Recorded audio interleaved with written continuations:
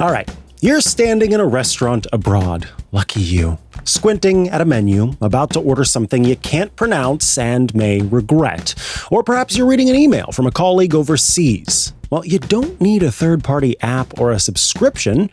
Your iPhone has had a translator built in since iOS 14, and honestly, it's gotten quietly excellent. Today, we're putting it to work. Stay tuned. Podcasts you love. From people you trust. This is TWiT.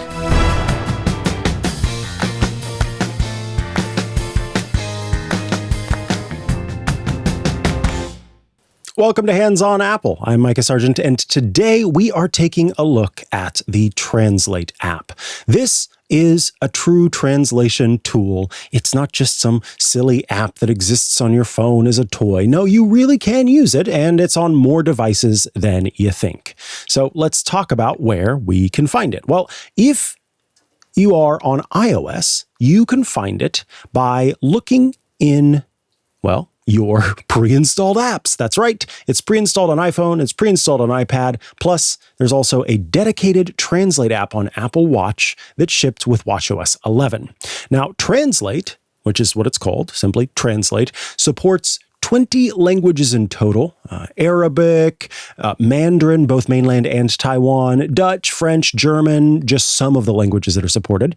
And it does all sorts of forms of translation.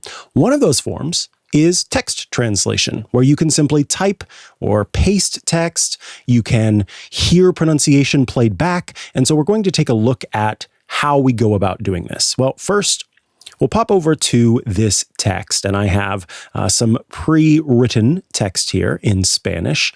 I will highlight this text, perhaps, and I will copy it and paste it into the Spanish area. Whoops.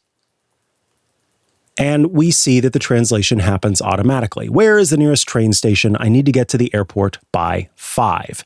So simply pasting that text in had it pop up, and then you can tap next to move on to a new phrase, but also in order to hear how it is pronounced.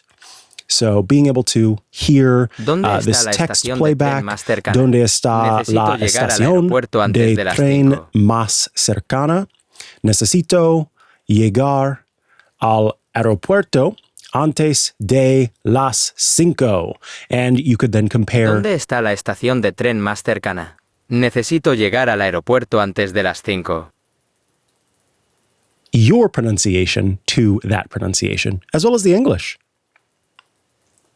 Where is the nearest train station? I need to get to the airport before 5. There we go.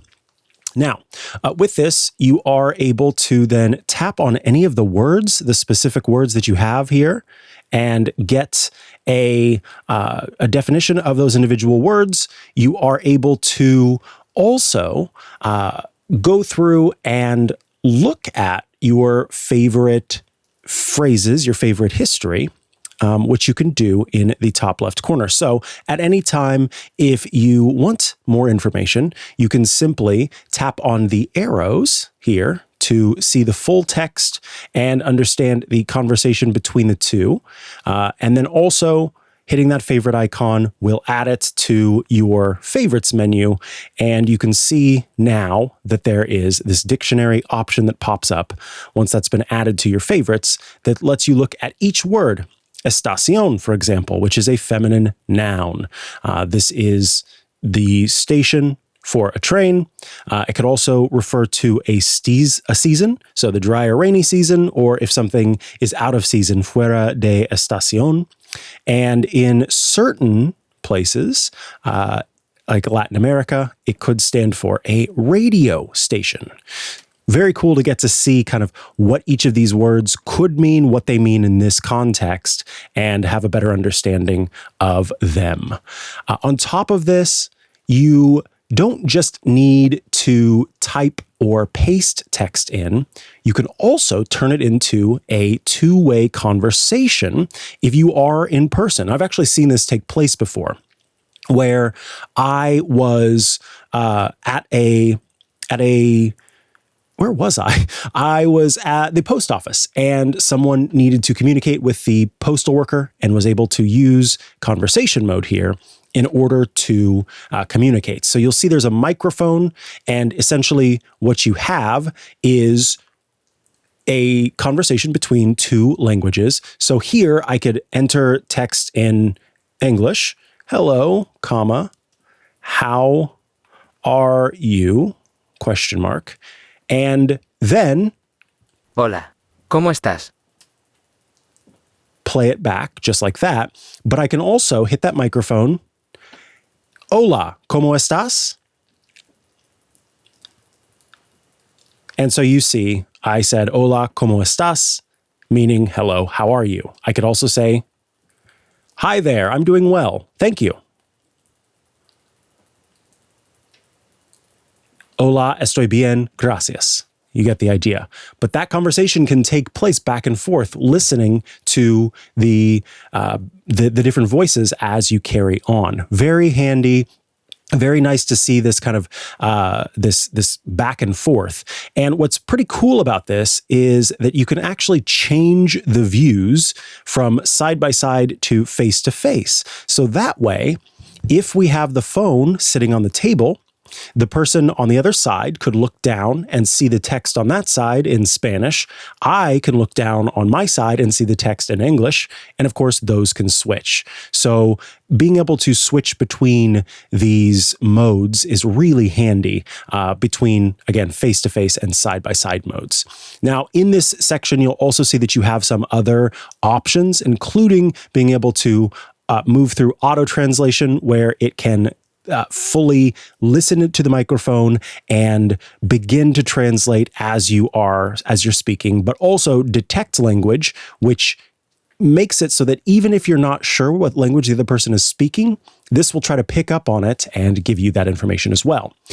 Apple Watch also has a conversation mode that makes it possible for you to do the same, just holding out your Apple Watch if you don't want to pull out the phone and have them both, have it resting there on the table, or if that feels a little bit intimidating. So that's conversation mode. One of my favorite modes is the camera mode, because this lets you point your phone camera at menus, at signs, at labels, and get instant text recognition, translation, and overlay. So it does this by looking at the view, and perhaps you have, we'll hit the camera mode. Perhaps you have a sign in front of you, and we know we're translating here from Spanish to English. So let's switch. Well, that's German, but we'll get to that in a second. Let's choose Spanish, and we will convert Spanish to English. And I've got a sign here that says, Cuidado, piso mojado. And that is caution, wet floor. Now let's check out the German. It says, well, actually, I'm not very good at pronouncing German, to be honest with you. So I know bitte. Please keep this door closed is the idea for this one. Now, that, of course, is one way of doing it, where the text will pop up on screen, but you can also take a photo, and that way it can kind of capture that view and lock things in. This is not just something that is limited to being able to take photos here. You can also pull photos from your photo library. And so if there was an opportunity where you took a photo of something in a different language at one point and you wanted to have your app translate it later, then you can do that as well. It also works in Safari, which is quite nice. If you are visiting a web page that is in a different language, Safari will recognize that and offer to translate it. But here's the thing. We don't need to even open the Translate app, because we are able to select text in any of the apps system-wide, and we can, with this context menu, hit the right arrow and choose Translate. And there we can see the translation. Hello, Mikah. Thank you for your message. Thursday's meeting has been changed to 3 p.m. Does that time work for you? If not, we can look for another time next week. Regards, Carmen. Very cool that you can then replace the translation with the English. You can copy the translation, obviously, add this to favorites, so you could go back and look at the different words, or open it fully in the translate menu.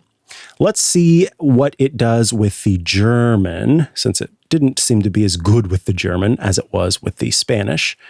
Or maybe my original sign wasn't as good. This says, "Hi, Mikah. Thank you for your message. The meeting on Thursday has been postponed to 3 p.m. Does that suit you? If not, we can find another date next week. Best regards, Stefan." And once again, able to be replaced with the translation. Now, you'll note that it automatically detected the language there as German. It did not need me to tell it that it was German in the first place. Very nice to be able to do that.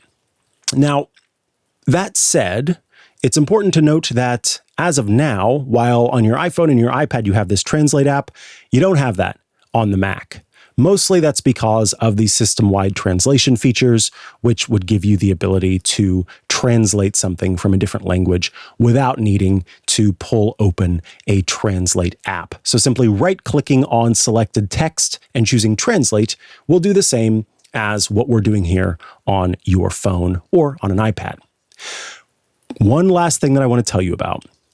You don't actually have to be online connected to the internet in order to make use of the Translate app. You can download language packs that will allow you to do your translations on device and not even need a connection to the internet. Now, storage packs do take up space. These language packs, rather, do take up storage space. And so when you're done with one, you may want to remove it. But it's a good idea that before you take a trip, download the languages that you're going to be using, try out a conversation, make sure that it works, favorite your key phrases, hold on to those. But I'll show you how we get these languages added to our Translate app.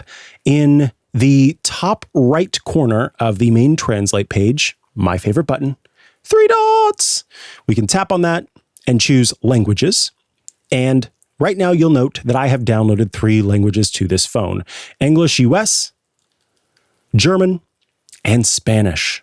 If I want to add more, I look for the languages that are available for download, including the different versions, Dutch, English, UK, Indonesian, Korean, Polish, Portuguese, Russian, etc., etc.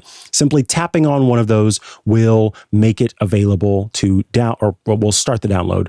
And once it's done, it's available offline. If I hit the edit button in the top left-hand corner, that's how I can remove languages that I don't need anymore. So once you're done in that country, perhaps you want to remove it. But if you've got storage space, hey, why not make use of it? It's all right there and able to be accessed as needed. The one last thing I'll say, if you hit those 3 dots again, you choose languages, note below the available offline languages, there's an option to tap on the Settings app. This brings you into the settings for Translate.